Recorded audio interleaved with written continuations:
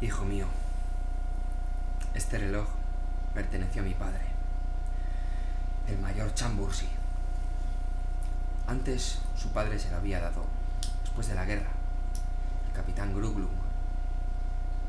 Ahora quiero que lo tengas tú, como herencia de la familia.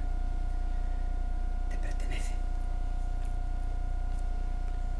De los creadores de Batalla en Madragal, Perro con reloj.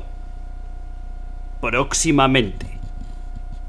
Perro con reloj, mola, mola. ¿Qué hora es, Eusebio? Adiós.